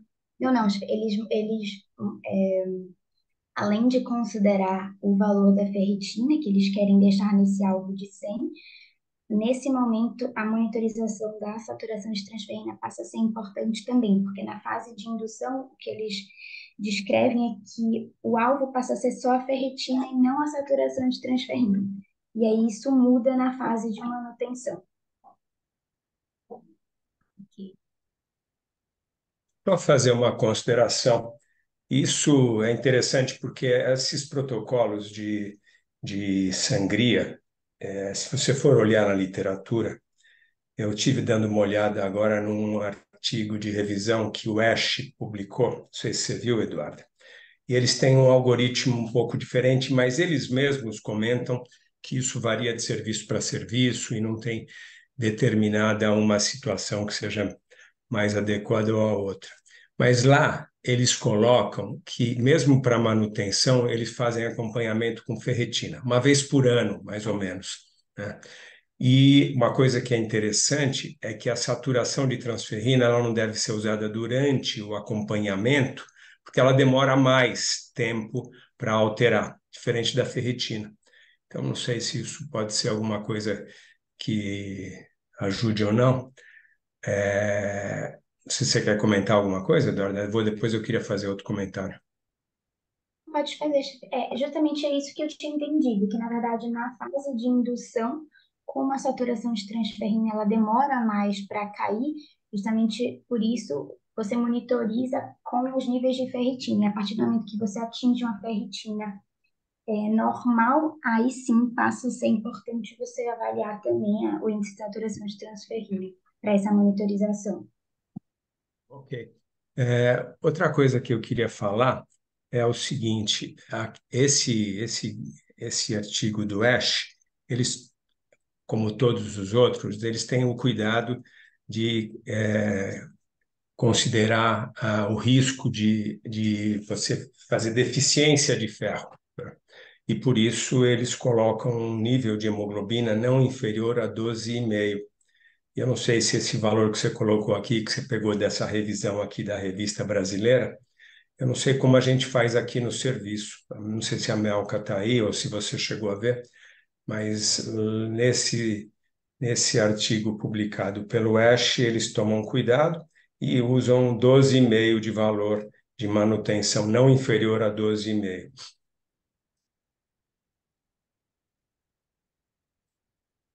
Aqui no serviço, quanto que a gente usa, hein, Eduarda? Chefe, a última vez que eu discuti um caso da sangria com hemocromatose, de fato, a gente deixou não inferior a 12. Alguns pacientes que tinham nível de ferritina um pouco mais aumentado ou que tinham manifestação, foi até um caso do meu R3, né, que eu passei na sangria, a gente tolerou um pouquinho menos, mas espaçando mais o período entre sangrias.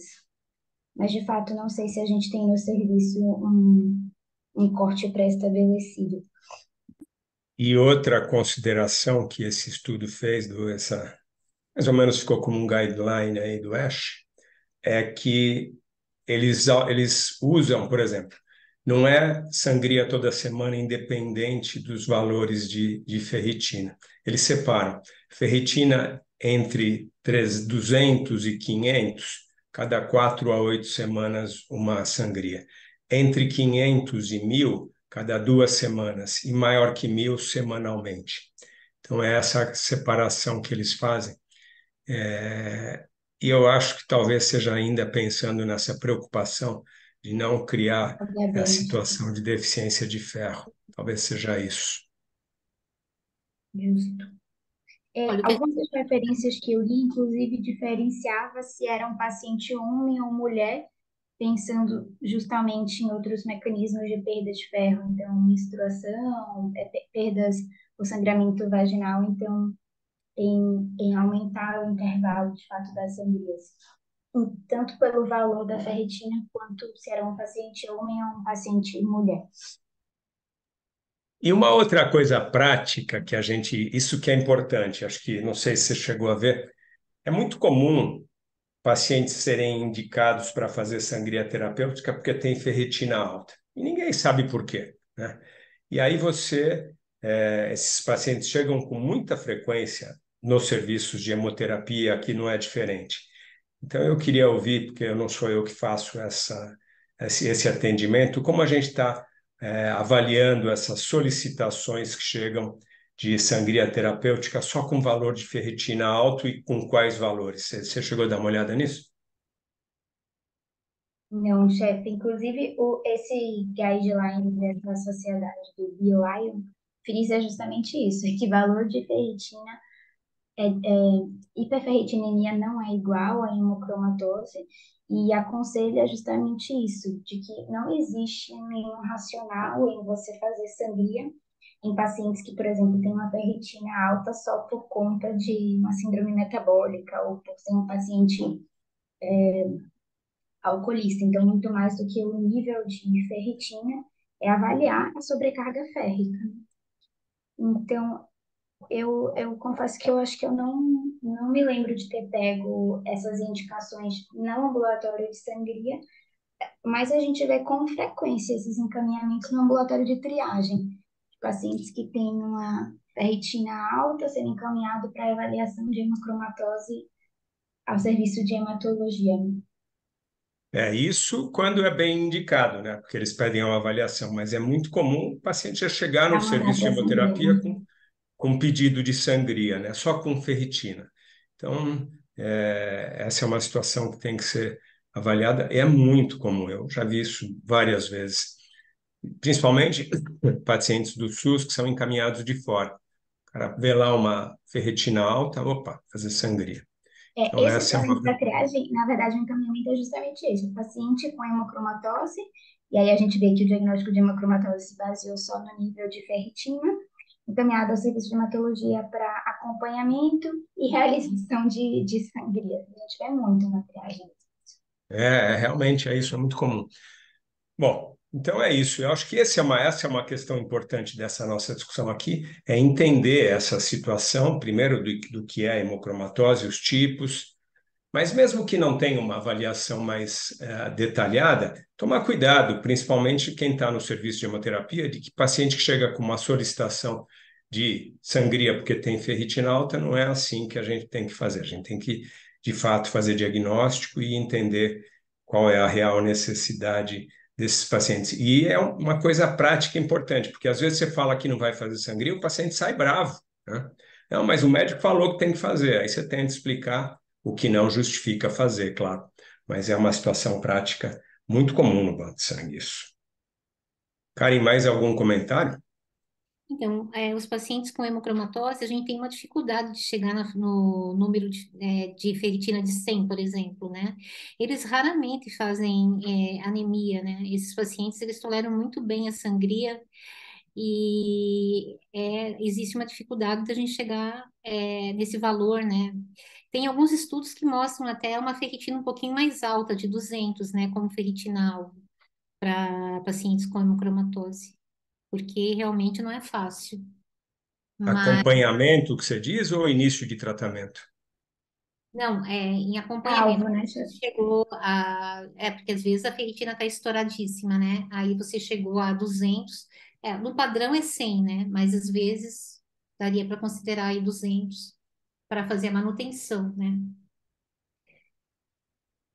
Que é É difícil, isso aí. porque eles não. Agora, Geralmente não fazem anemia, não. Muito difícil, assim, sabe? Você.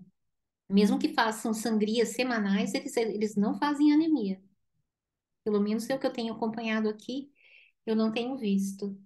mas Posso. é interessante, porque a literatura refere repetidamente isso, o risco de fazer deficiência de ferro que esses pacientes têm quando você tenta chegar nesses níveis.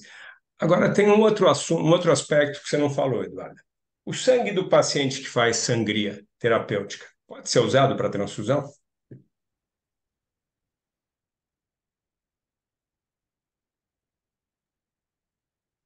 Eduardo, você está aí ouvindo? Karen, você está me ouvindo? Não pode, né? No Brasil não pode, nos Estados Unidos sim, mas eu Eu acho acho que que exatamente. Acho que aqui a nossa portaria não permite, né? No paciente com É, diagnóstico de hemocromatose. então, você vê, eu falei isso na sua aula, né, Karen, dessas questões vindas de forma absolutamente equivocadas de cima para baixo por uma determinação legal. Quer dizer, misturar legislação com questão técnica. Só no Brasil, né? Quer dizer, só em país de quinto mundo, né? Isso me irrita. E isso é assim também, mas não tem nenhuma, tem vários estudos na literatura mostrando que não tem problema você usar esse sangue. E discutem muito mais o aspecto ético do que o aspecto técnico. Não tem razão para não usar. Muitos estudos na literatura.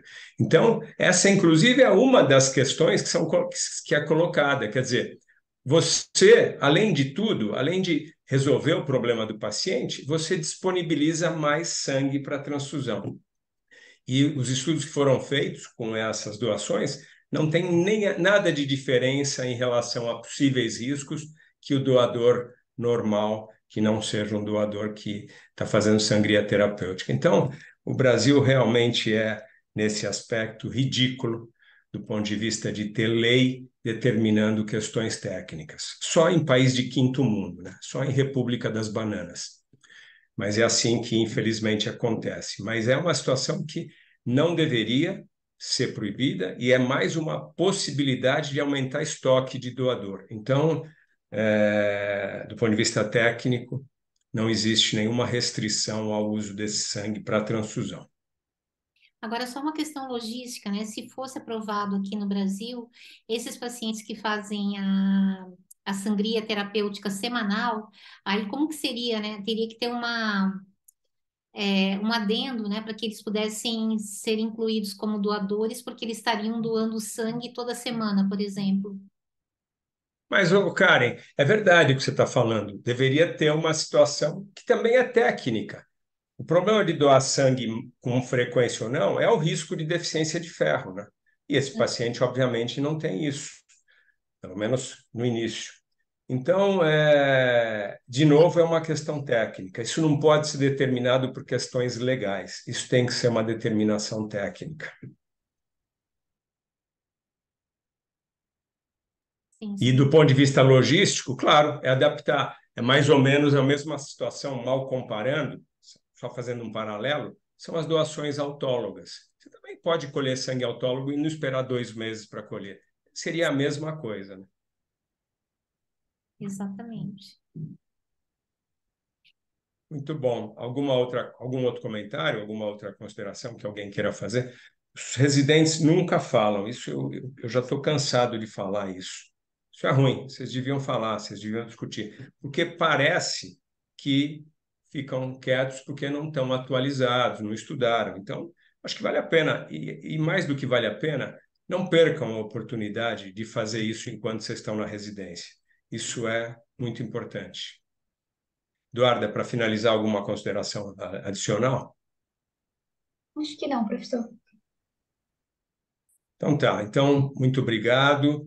Essa semana, como eu já disse, começa o EMO, começa quarta-feira e espero vê-los lá no Congresso, mesmo que alguns dias uns e outros dias outros. Então é isso, uma boa semana a todos. Karen, mais uma vez, obrigado. Obrigada, professor. Obrigada.